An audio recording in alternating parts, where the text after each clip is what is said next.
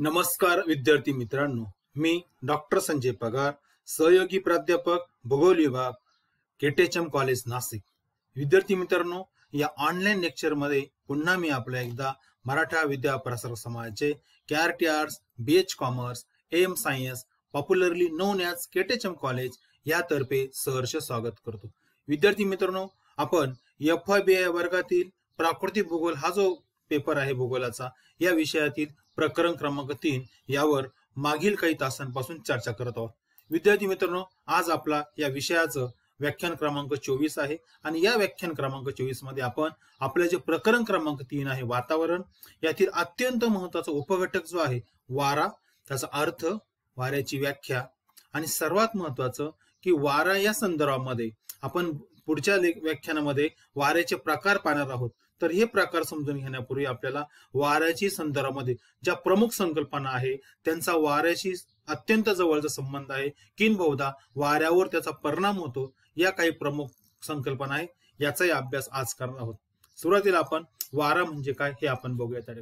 आता विद्यार्थी मित्रांनो, मागील तासाला आपण बघितलं की पृथ्वीच्या पृष्ठभागावर तापमानाच्या फरकामुळे कमी आणि जास्त दाबाचे प्रदेश तयार होतात.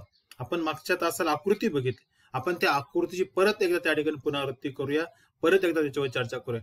परंतु आता एक लक्षात ठेवा की ज्या वेळेला एखाद्या प्रदेशामध्ये तापमान जर जास्त असेल तर त्या ठिकाणी साहजिकच हवा तापते, गरम होते आणि हलकी होते त्या ठिकाणी, आणि वातावरणाच्या वरच्या थरात जाते, त्यामुळे त्या ठिकाणी कमी दाब तयार होतो.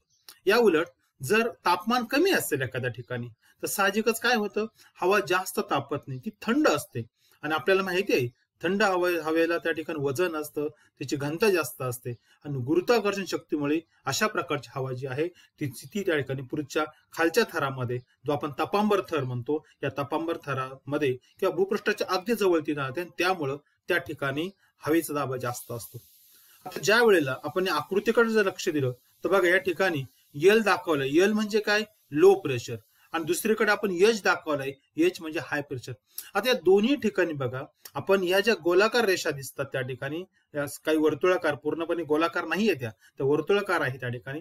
आपण या बघितलं, या रेषेने आपण काय म्हणतो, याची व्याख्या मी तुम्हाला मागच्या तासात सांगितलंय की ज्या वेळेला पृथ्वीवर त्या ठिकाणी समुद्र सपाटीपासून ज्या ठिकाणी हवेचा दाब हा सारखा आहे, ज्या ठिकाणी अशा सारखा दाब असलेले ठिकाणं ज्या वेळेला रेषेने जोडले जातात तेव्हा त्याला म्हणायचं म्हणजे वायुभार रेषा, आणि या वायुभार रेषा या मिलीबार मध्ये त्या ठिकाणी मोजतात, याचं एकक आहे मिलीबार. आता या ठिकाणी जे आकडे आहे, आता यल आहे या ठिकाणी 1000 आहे, याचा अर्थ काय झाला, हा जो प्रदेश आहे, हे जे केंद्र आहे, या ठिकाणी 1000 मिलीबार इतका दाब आहे. आणि जसं तुम्ही बाजूला जाल त्या ठिकाणी बघा, त्याच्या जवळच्या सर्कल जे आहे, वर्तुळ जे आहे, त्या ठिकाणी जी वायुभार रेषा आहे ती आहे 1008, नंतर परत 1012 आहे, 1016 आहे. अशा प्रकारे यल पासून जसं आपण बाह्य भागाकडे जातो तसं त्या ठिकाणी हवेचा दाब वाढत जातो. आता या ठिकाणी बघा, आणि इकडे या तुम्ही त्या ठिकाणी पूर्वेकडे बघा, या आकृतीच्या साधारणपणे इथं हवेचा दाब हा य च्या अक्षराने दाखवला आहे, आणि तो किती आहे विद्यार्थी मित्रांनो, 1032. याचा अर्थ काय झाला, इथं बघा फक्त 1000 आहे या यल या ठिकाणी, इकडं एच या ठिकाणी 1032 आहे, म्हणजे दोन्हीमध्ये जवळपास 32 मिलीबारचा फरक आहे. म्हणजे अशामुळे आता याचं कारण काय आहे, का असं झालं असेल, वेगवेगळी कारणं आहेत त्याच्या मग, पण एक प्रमुख कारण आहे तापमान, जे आता मी सांगितलं तुम्हाला. या ठिकाणी साहजिकच तापमान जास्त असेल, तापमान जास्त असल्यामुळं त्या ठिकाणची हवा तापली, ती गरम झाली, आणि ती वातावरणाच्या वरच्या थरामुळे हलकी झाल्यामुळे निघून गेली. इकडे तुलनेने त्याच्या तुलनेने तापमान कमी असेल, त्यामुळे तिथली हवा जास्त तापली नसेल, तापली जरी असेल तर याच्या तुलनेत ती कमी तापली असेल, त्यामुळे ती त्या ठिकाणी ती थंड हवा, म्हणजे जास्त गरम न झाल्यामुळं ती थंड हवा तशीच राहिली, आणि परिणामी त्या ठिकाणी हवा विरळ झाली नाही, तिचं प्रसरण पावलं, उलट ती आकुंचन पावली त्या ठिकाणी. आणि आकुंचन असेल किंवा ती त्या ठिकाणी म्हणजे त्या भागामध्ये तापमान कमी असल्यामुळे प्रसरण पावली, त्यामुळे ती वातावरणाच्या वरच्या थरात न गेल्यामुळं तिथंच ती राहिली, आणि म्हणून त्या ठिकाणी हवेचा दाब जास्त आढळतो. आता आपल्याला दोन्हीचा संबंध, आपल्याला कमी दाबाचा पट्टा, जास्त दाबाचा पट्टा, याचा संबंध आपला वाऱ्याचा आहे विद्यार्थी मित्रांनो. आता आपल्याला माहिती आहे की तापमानामुळे या ठिकाणी कमी भार तर दुसऱ्या ठिकाणी जास्त भार तयार झालाय. आता बघा, आपण आता याचा संबंध आपण व्याख्याशी करूया, वाऱ्याची व्याख्या कशी बघा. जास्त भाराच्या प्रदेशाकडून हवेच्या कमी भाराच्या किंवा कमी दाबाच्या प्रदेशाकडे ज्या वेळेला हवेचं संचलन होतं व हवेला गती मिळते. इथं संचलन शब्द डबल आलाय, ती स्पेलिंग मिस्टेक, टायपिंग मिस्टेक आहे त्या ठिकाणी. एकच शब्द आहे तो संचलन. मग आता काय होतं या ठिकाणी बघा विद्यार्थी मित्रांनो, ज्या वेळेला आता आपल्याला माहिती आहे की इथं कमी दाबाचा पट्टा, इथं जास्त दाबाचा पट्टा आहे, आणि या वेळेला एक निसर्गाचा नियम आहे की नेहमी हवा ही जास्त दाबाच्या पट्ट्याकडून कमी दाबाच्या पट्ट्याकडे वाढते. तिचं संचलन होतं. संचलन होतं म्हणजे त्या ठिकाणी तिला गती मिळते. आणि म्हणून बघा इथं बाण दाखवलाय त्या ठिकाणी तुम्हाला लक्षात येईल, एच म्हणजे जास्त दाबाचा पट्टा आहे, जास्त दाबाचा प्रदेश आहे, आणि यल म्हणजे काय, कमी दाबाचा प्रदेश. आणि बाण बघा त्या ठिकाणी जास्त दाबाकडून कमी दाबाकडे हवा ही वाहत जाते आणि त्यामुळे हवेला गती मिळते. आणि गती मिळत असल्यामुळं ही जी वाहती हवा जी आहे याला आपण त्या ठिकाणी वारा असं म्हणतो. म्हणून बघा परत एकदा व्याख्या सांगतो, गतिमान हवेला वारा असं म्हणतात. आता गती का मिळते, इथं कमी दाबाचा पट्टा आहे एल या ठिकाणी, एचच्या ठिकाणी जास्त दाबाचा पट्टा आहे, आणि ज्या वेळेला या दोघांमध्ये फरक किती आहे याच्यावर जितका फरक जास्त असेल तितकी वेगाने वायू त्या ठिकाणी किंवा हवा वाहत असते. म्हणून साधी व्याख्या आहे, हवा म्हणजे काय किंवा वारा म्हणजे काय, जी गतिमान हवा आहे, वाहती हवा आहे, या हवेला वारा असं म्हणतात. ही एकदम सोपी व्याख्या. अजून एक व्याख्या केली जाते त्या ठिकाणी, म्हणजे शब्द जरी बदलले असेल मात्र अर्थ बदलत नाही विद्यार्थी मित्रांनो. बघा दुसरी एक व्याख्या सांगतो, हवेच्या जास्त दाबाच्या प्रदेशाकडून कमी दाबाच्या प्रदेशाकडे भूपृष्ठालगत क्षितिज समांतर वाहणाऱ्या हवेच्या झोतास वारा असं म्हणतात. झोत हा शब्द वापरलाय. झोत हा शब्द म्हणजे ती व्यापक संकल्पना आहे. त्यामध्ये वाऱ्याची व्याप्ती जी वाहती हवा जी आहे तिने जास्त प्रदेश व्यापलेला आहे. तिचा त्या ठिकाणी मास जो आहे त्या ठिकाणी तो मोठा आहे त्या ठिकाणी, आणि त्याच्यामुळं हा जो हवेचा झोत आहे या हवेच्या झोताला त्या ठिकाणी वारा असं म्हणतो. आपल्याला सहज वाटतं बघा की आपण ज्या वेळेला आपल्याला माहिती आहे की आपण सर समजा उन्हाळा ऋतू चालू आहे आणि उन्हाळ्या ऋतूमध्ये हवा काहीच वाहत नसेल आणि आपल्याला एकदम गरम होते त्या ठिकाणी, आपण एखाद्या झाडाजवळ उभं आहे, झाडाच्या पानाकडे पाहिलं तर पानं सुद्धा हलत नाही, म्हणजे हवा मुळीच नाही त्या ठिकाणी. पण अचानक मग काय होतं की झुळूक येते, वाऱ्याची झुळूक येते आपल्याला, म्हणजे झाडाचे पाने हलतात आणि आपल्यालाही थोडासा गारवा जाणवतो.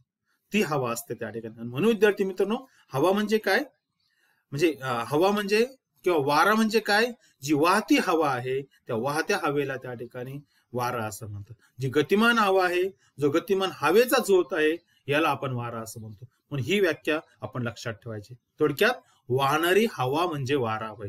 काय सांगितलं मी, वाहणारी हवा म्हणजे वारा होय. एक आपण इंग्रजी व्याख्या बघूया. इंग्रजी व्याख्या सुद्धा आपल्याला खूप अवघड नसतात, सोप्या असतात त्या ठिकाणी. बघा पहिली व्याख्या एकाच ओळीत आहे, wind is a flow of gases on a large scale. बघा इथं 2 शब्द महत्वाचे, 3 शब्द महत्वाचे. Number 1 flow. फ्लो म्हणजे झोत, जे आपण सांगितले झुळूक किंवा झोत असेल किंवा वाऱ्याची मोठी म्हणजे हवेची मोठी राशी असेल. गॅसेस म्हणजे फ्लो ऑफ गॅसेस म्हणजे काय, वेगवेगळे जे वायू आहे, वातावरणामध्ये अनेक वायू आहे, या वायूंचं मिश्रण असतं वातावरणामध्ये. वातावरण म्हणजे काय, वायूंचं मिश्रण असतं. आणि ज्यावेळेला हा झोत कशाच येतो, विविध वायू एकत्र येतात त्या ठिकाणी. असं मुळीच नाही की आता आपल्याला जे जाणवले हवा याच्यामध्ये फक्त कार्बन डायऑक्साईड होता किंवा याच्यामध्ये फक्त ऑक्सिजन वायू होता, याच्यामध्ये फक्त नायट्रोजन वायू होता. मित्रांनो असं आपल्याला वेगळं करता येणार आहे. म्हणून या ठिकाणी फ्लो ऑफ गॅसेस अनेक वचने वापरले आहेत, विविध वायूचा आहे. आणि शेवटचा शब्द काय आहे, ऑन अ लार्ज स्केल, मोठ्या प्रमाणामध्ये. ज्या वेळेला म्हणजे हवा जी आहे मोठ्या प्रमाणात राशीच्या स्वरूपात एका ठिकाणावरून दुसऱ्या ठिकाणाकडे गतिमान होते, तिची हालचाल होते, त्यावेळेला त्याला वारा असं म्हणतात. म्हणून ही सुद्धा व्याख्या आपण लक्षात ठेवायची. अजून एक व्याख्या आहे आपल्याला, वाऱ्याची व्याख्या आहे, विंड कॅन बी डिफाईन. म्हणजे वाऱ्याची व्याख्या कशी केली जाते, as a air current or moving mass of the air. Air current म्हणजे काय, तेच सांगितलं मी, वाऱ्याचा झोत त्या ठिकाणी, प्रवाह, वाऱ्याचा प्रवाह. मुव्हिंग मास, मास म्हणजे रास, म्हणजे प्रचंड प्रमाणात व्यापक प्रमाणामध्ये जी हवा असते ती हवा त्या ठिकाणी. फ्रॉम, आता कुठून, high pressure area to low pressure area. म्हणून या ठिकाणी असं आहे की ज्या वेळेला हवेचा मोठा प्रवाह, हवेचा मोठा झोत हा जास्त दाबाच्या प्रदेशाकडून कमी दाबाच्या प्रदेशामध्ये गतिमान होतो, वाहतो, त्याला आपण त्या ठिकाणी काय म्हणतो, वारा असं म्हणतो. म्हणून या ठिकाणी आपल्याला बघा या चित्रामध्ये, या फोटोमध्ये आपल्याला सहज कळेल की इकडे झाडाचे पानं त्या ठिकाणी पूर्ण फांद्या हलतायत त्या ठिकाणी. याचा अर्थ काय? Low pressure. आपल्याला माहिती आहे वारे हे हाय प्रेशर कडून लो प्रेशर कडे वाढतात. आणि इथं बघा लो प्रेशर कुठं आहे? या भागामध्ये पूर्वेकडे आहे आणि पश्चिमेकडून वारे वाहत आहे, म्हणून हाय प्रेशर कडून वाहतात. पुन्हा बाण इकडे आपण पश्चिमेकडून पूर्वेकडे दाखवलाय.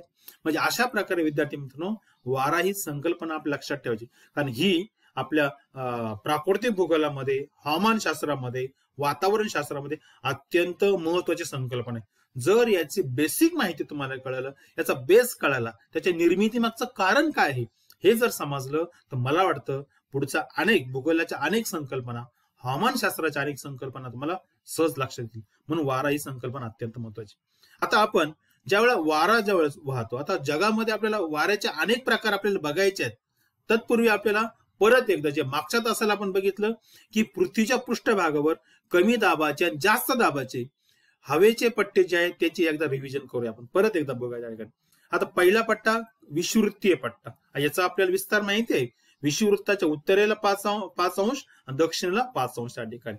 आता बघा आपल्याला माहिती आहे की ज्या वेळेला हा जो भाग आहे या ठिकाणी सूर्यकिरण जे आहे लंबरूप पडतात आणि त्याच्यामुळं त्या ठिकाणी तापमान जास्त असतं आणि तापमान जास्त असल्यामुळं साहजिकच त्या ठिकाणची हवा तापते, गरम होते, हलकी होते, वातावरणाच्या वरच्या थरात जाते, म्हणून त्या ठिकाणी कमी दाबाचा पट्टा तयार होतो. त्याच्यानंतर दुसरा आपण सांगितलं, दुसरा जो पट्टा आपण काल मागच्या तासाला बघितला तो आहे कर्कवृत्तीय जास्त दाबाचा पट्टा. याचा विस्तार आहे. अशाच प्रकारचा तिसराही पट्टा आहे त्या ठिकाणी मकरवृत्ती जास्त दाबाचा पट्टा, फक्त दक्षिण गोलार्धात आहे. या दोन्ही पट्ट्याच्या निर्मितीचं कारण मी मागच्या तासाला सांगितलं, आता मी त्यावर सविस्तर सांगत नाही, पण इतकं मात्र लक्षात ठेवा की विषुवृत्तीय प्रदेशामध्ये जी हवा उंच गेली आहे ती अति उंच गेल्यावर थंड होते, ती आकुंचन पावते, तिची घनता वाढते आणि गुरुत्वाकर्षण शक्तीमुळे ती परत खाली येते. पण विद्यार्थी मित्रांनो ती विषुवृत्तीय प्रदेशातच येत नाही, कारण विषुवृत्तीय प्रदेशामध्ये खालून हवेचा प्रवाह परत वरती जात असतो नेहमी. वरची हवा तिथं नाही येता थोडी बाजूला सरकते ती आणि खाली पुढच्या गुरुत्वाकर्षण शक्तीमुळे पुन्हा खाली येते. आणि ती दोन्ही गोलार्धामध्ये हा जो भाग आहे 25 अंश ते 35 अंश उत्तर आणि 25 अंश ते 35 अंश दक्षिण या अक्षवृत्तीय प्रदेशामध्ये परत खाली येते, त्यामुळे त्या ठिकाणी जास्त दाबाचा पट्टा तयार होतो. त्याच्यानंतर पुढचा आहे ध्रुववृत्तीय कमी दाबाचा पट्टा, तो जो आहे 60 आणि 70 अंश उत्तरेकडे आहे आणि तशाच प्रकारचा एक दक्षिण गोलार्धामध्ये आहे ध्रुववृत्तीय कमी दाबाचा पट्टा, तो सुद्धा त्याच भाग. या दोन्ही ठिकाणी आपण बघितलं, मग त्या ठिकाणचं पृथ्वीचा आकार असेल, पृथ्वी क्षेत्र असेल, त्या ठिकाणी तिथून वारे म्हणजे त्या ठिकाणची हवा बाजूला फिरली जाते. हाच तो प्रदेश आहे की या ठिकाणी अनेक उष्ण पाण्याचे किंवा समुद्र सागरी प्रवाह आहे.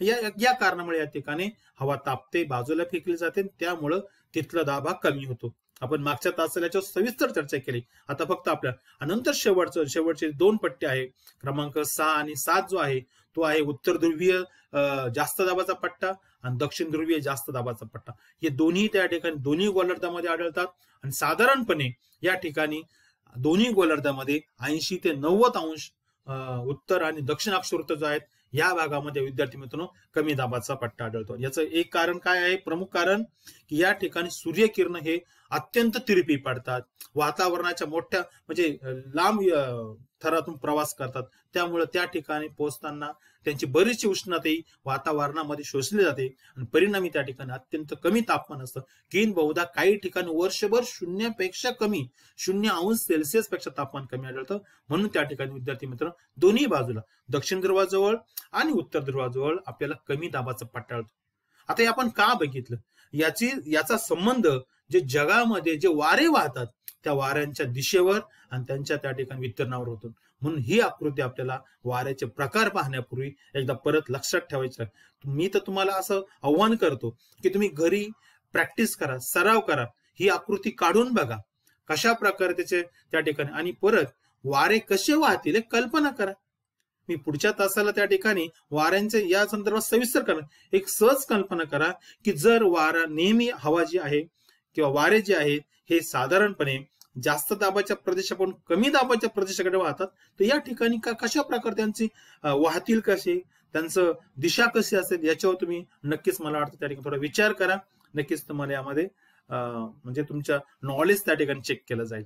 आता विद्यार्थी मित्रांनो याच्या व्यतिरिक्त आपल्याला काही प्रमुख संकल्पना आहे की त्याचा संबंध वारंवार आपल्याला वारेचे प्रकार घेतात. पहिला जो आहे त्या ठिकाणी वायभार उतार, याला प्रेशर ग्रेडियंट असं म्हणतात. आता वायभार उतार म्हणजे काय? आता बघा, ही जी आकृती तुम्हाला या ठिकाणी दिसते, या ठिकाणी ह्या ज्या रेषा आहेत, गोलाकार रेषा दाखवल्यात, या समभार रेषा आहेत, या समान दाब असलेली केंद्र जोडणाऱ्या रेषा आहेत. आणि बघा या ठिकाणी यांची व्हॅल्यू दिलेल्या आहेत. एकदम सेंटरला आहे 1020 मिलीबार आहे आणि सर्वात शेवटीचे आहे 1014 मिलीबार आहे. आणि याच्यामध्ये बघा की ज्या वेळेला आता कमी दाब आणि जास्त दाब, आता या ठिकाणी बघा कमी दाब जो आहे त्या ठिकाणी तो बाह्य बाजूला आहे आणि जास्त दाब मध्ये बाजूला. म्हणजे जर आपण असा भाग धरला तर सेंटरला काय जास्त दाब आहे आणि बाजूला कमी दाब आहे. आता बघा या ठिकाणी या रेषेचं एकदम काळजीपूर्वक लक्ष, की बघा या बाजूला जे आहे म्हणजे पश्चिमेला जो भाग आहे या ठिकाणी दोन रेषांमधलं अंतर काय आहे? जास्त आहे. मग त्या जवळच्या रेषा एकमेकांपासून दूर अंतरावर आहे. तर इकडे बघा त्याकडे नॉर्थ किंवा ईस्ट किंवा नॉर्थ ईस्टर्न कॉर्नरला बघा त्या ठिकाणी ज्याला आपण पूर्व भाग म्हणतो, या भागात बघा की दोन रेषांमधलं अंतर हे तुलनेनं कमी आहे विद्यार्थी मित्रांनो. आता बघा का हे कशामुळे झालं? त्या ठिकाणी ज्या वेळेला आपण समभार वायू रेषा या रेषांमधलं अंतर जर म्हणजे त्या जवळजवळ असेल तर त्या ठिकाणी तीव्र भार असतो. आणि मी सांगितलं तुम्हाला की ज्या वेळेला रेषांमधलं अंतर कमी आहे याचा त्या ठिकाणी वायुभार उताराची जी डिफरन्स आहे, फरक आहे, तो जास्त आहे, म्हणून त्या ठिकाणी तीव्र भार तयार होतो. या उलट जर रेषा एकमेकांपासून दूर दूर अंतरावर असेल त्या ठिकाणी साहजिकच वायुभार जो आहे त्याचा उतार जो आहे तो कमी आहे, कारण त्यातला फरक कमी आहे. म्हणून त्या ठिकाणी एक लक्षात ठेवायचं की ज्या वेळेला समभार रेषा एकमेकाच्या जवळ असतील त्याचा अर्थ वायुभार उतार कसा आहे? तीव्र आहे. आणि जर त्या रेषा एकमेकांपासून दूर अंतरावर असेल तर त्या ठिकाणी वायुभार उतार कमी आहे. आता याचा कमी आणि जास्तचा फरक कशावर होतो? त्या ठिकाणी वाहणाऱ्या वाऱ्यावर होतो. ज्या वेळेला उतार जास्त असेल त्यावेळेला वारे वेगाने वाहतात विद्यार्थी मित्रांनो, आणि ज्या वेळेला उतार हा कमी असेल त्यावेळेला वारे हे मंद गतीने वाहतात. म्हणून आपल्या लक्षात ठेवायचं की वायुभार उतार म्हणजे काय? की कमी दाबाचं केंद्र आणि जास्त दाबाचं केंद्र याच्यामध्ये किती फरक आहे, या फरकाला वायुभार उतार असं म्हणतात. तो फरक जितका जास्त तितका वायुभार उतार त्या ठिकाणी जास्त असेल त्या ठिकाणी, आणि जो कमी असेल त्या ठिकाणी म्हणजे अशा प्रकारे उतार म्हणजे त्या ठिकाणचा फरक किती आहे हे लक्षात ठेवायचं त्या ठिकाणी. आणि म्हणून हा फरक जितका जास्त असेल त्याच्यामध्ये, आता समजा या ठिकाणी 1014 आहे, पण समजा इथं 900 असतं तर तो उतार तो त्या ठिकाणी वारे वेगाने वाढला असतो. पण साधारणपणे म्हणजे या दोघांमध्ये कमी दाबाचा सेंटर आणि जास्त दाबाचा सेंटर यामधला त्या ठिकाणी आपण फरक काढायचा आणि फरकावर त्या ठिकाणी वायुभार उतार असतो. हा वायुभार उतार जितका जास्त असेल, जितका तीव्र असेल तितकं वारे वेगाने वाहतात. हा वायुभार उतार जितका कमी असेल, जितका त्या ठिकाणी कमी असेल त्यावेळेला त्या ठिकाणी साहजिकच वायुभार उतारही कमी असतो आणि वारे हे काय वाढतात? मंद गतीने वाहतात.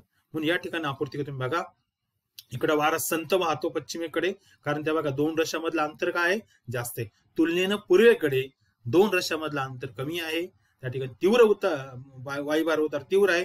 वारे बघा इथं वेगवान वारे म्हटलंय, इकडे काय म्हटलंय? संत वारे. म्हणून विद्यार्थी मित्रांनो या ठिकाणी कधी तुम्ही भारताचा नकाशा असेल, कोणत्या नकाशा असेल त्या नकाशावर वायुभार वितरण दर्शनवाल्या या ज्या रेषा आहेत वायुभार रेषा यांचं निरीक्षण केलं तर तुम्हाला सहज कळेल त्या ठिकाणी वारे कशा स्वरूपाचे आहे. मंद उताराचे वाहतात, वेगानं वाहतात, हळूवार वाहतात, संत वाहते, सर्व तुम्हाला कळेल त्या ठिकाणी.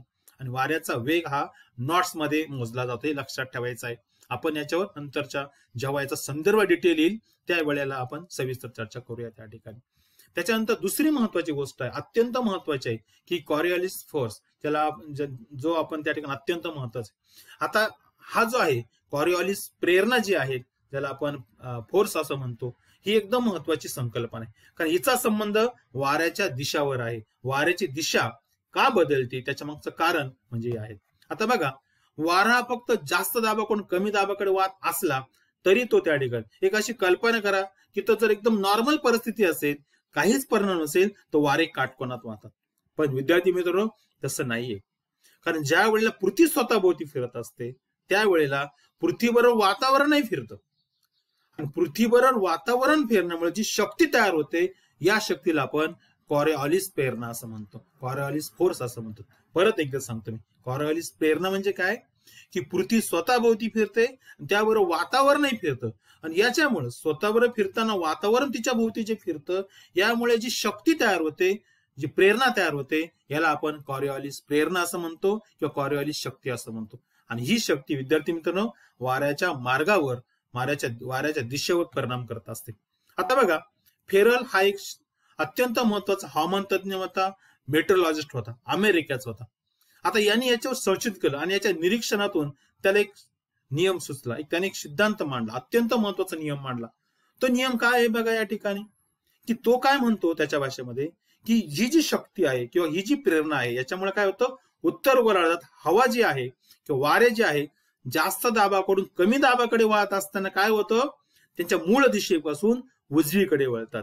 बघा, तर दक्षिण गोलार्धामध्ये काय होतं, ज्या वेळेला वारे हे जास्त दाबाकडून कमी दाबाकडे वाहतात त्यावेळेला ते मूळ दिशेवरून डावीकडे वळतात.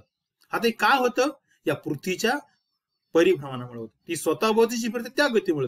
या आकृतीमध्ये जर बघितलं तर बघा, उत्तर गोलार्धामध्ये हे जे वारे जे आहेत, हे वारे बघा त्या ठिकाणी हे ऍक्च्युअली ते सरळ जायला पाहिजेत, पण ते सरळ जात नाही त्या ठिकाणी. आणि म्हणून उत्तरेकडे जे आहे ते उजवीकडे, ही जी उजवी बाजू आहे उजवीकडे त्यांची दिशा डावीवर होते. का होते, जर मित्रांनो पृथ्वी जर स्तब्ध असती, स्थिर असती, फिरत नसती, तो वारे सरळ गेले असते, परंतु तसं नाहीये त्या ठिकाणी.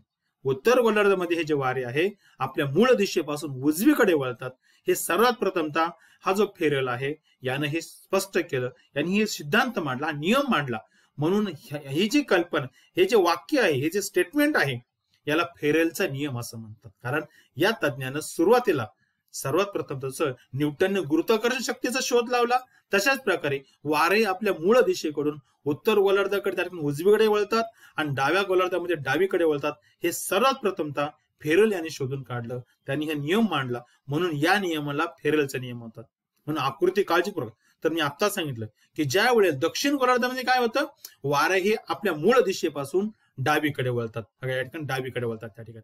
म्हणून तुमचं तोंड कोणत्या बाजूला आहे, तुमची डावी बाजू कोणती आहे, उजवी बाजू कोणती आहे, हे लक्षात ठेवायचं आहे. तुम्ही उत्तर गोलार्धात आहात की दक्षिण गोलार्धात आहात, हेही महत्वाचे. म्हणून हे वाक्य महत्वाचं आहे. याचा परिणाम हा ज्या वेळेला आपण वाऱ्याचे विविध प्रकार बघू त्याच्यामध्ये याचा संदर्भ विद्यार्थी मित्रांनो तुम्हाला नक्कीच घ्यावा लागेल आणि कायमस्वरूपी लक्षात ठेवावं लागेल. फेरेलचा नियम काय आहे.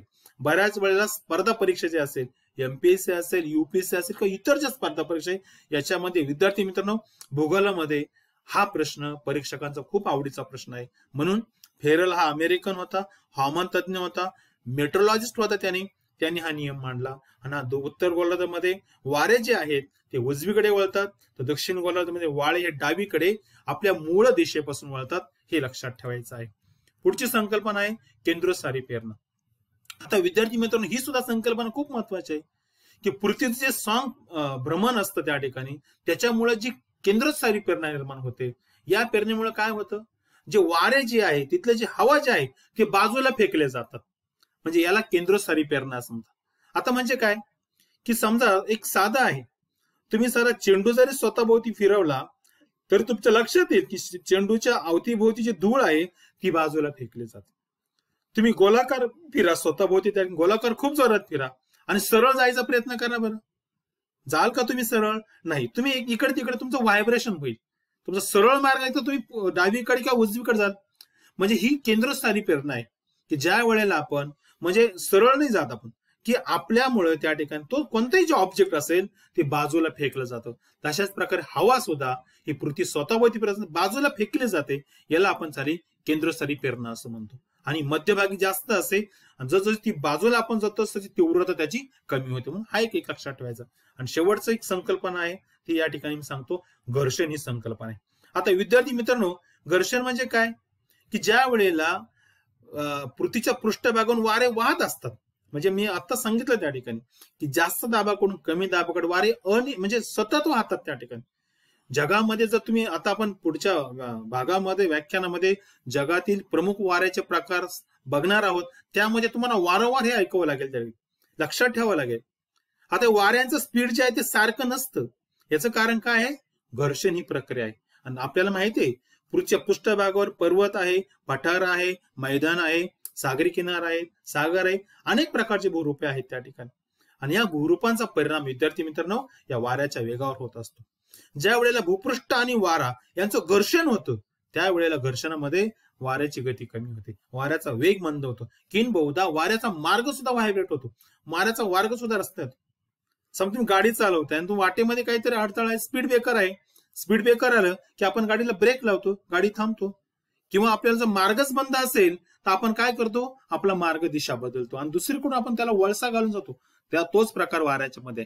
म्हणून पुढच्या पृष्ठभागाचे पर्वत आहे, पठार आहे, याचा परिणाम जो वाऱ्याच्या वेगावर होतो, वाऱ्याच्या गतीवर होतो, वाऱ्याच्या दिशेवर होतो, याला ते आपण घर्षण असं म्हणतो.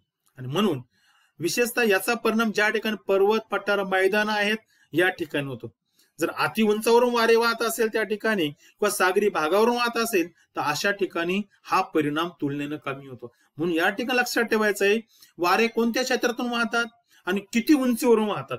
तर ते समुद्र सपाटीच्या एकदम समुद्र भागात वाहत असेल, सागरी पृष्ठभागावर वाहत असेल, फारसा परिणाम होत नाही घर्षण प्रक्रियेचा. किंवा वारे वातावरणाच्या अत्यंत वरच्या थरातून वाहत असेल त्या ठिकाणी त्याचाही परिणाम जास्त होत नाही. फक्त हिमालयासारखे असेल, आल्प असेल, रॉकीज असेल, अँड्रीज असेल, असे मोठमोठे पर्वतीय भाग असेल त्या ठिकाणी तो परिणाम जाणवेल. पण आपल्याकडे जिथं पठारी भाग असेल, सागरी भाग असेल, छोट्या टेकड्या असेल अशा ठिकाणी मात्र हा परिणाम आपल्याला जाणवणार त्या ठिकाणी. तर विद्यार्थी मित्रांनो, अशा प्रकारे आज आपण वारा म्हणजे काय आणि वाऱ्याची निर्मिती का होते, वाऱ्याच्या निर्मितीवर कोणते घटक परिणाम करतात, वाऱ्याची दिशा का बदलते, वाऱ्याचा वेग कमी जास्त का होतो या संदर्भात सविस्तर चर्चा करी. पुढचा तास अत्यंत महत्वाचा आहे, कारण पुढच्या तासाला आपण विद्यार्थी मित्रांनो वाऱ्याचे प्रकार जे आहेत ते बघणं, वाऱ्याचे मुख्य प्रकार आणि त्याचे उपप्रकार अत्यंत महत्वाचा भाग आहे. आणि हा भूगोल विषयासाठी, प्राकृतिक भूगोलासाठी आणि आपल्या अभ्यासक्रमाच्या दृष्टिकोनातून अत्यंत महत्वाचा भाग आहे. त्यामुळं पुढच्या व्याख्यानाला आपण परत भेटूया. या विषय वाऱ्याचे प्रकार याच्यावर सविस्तर चर्चा करूया. तोपर्यंत थांबतो. धन्यवाद.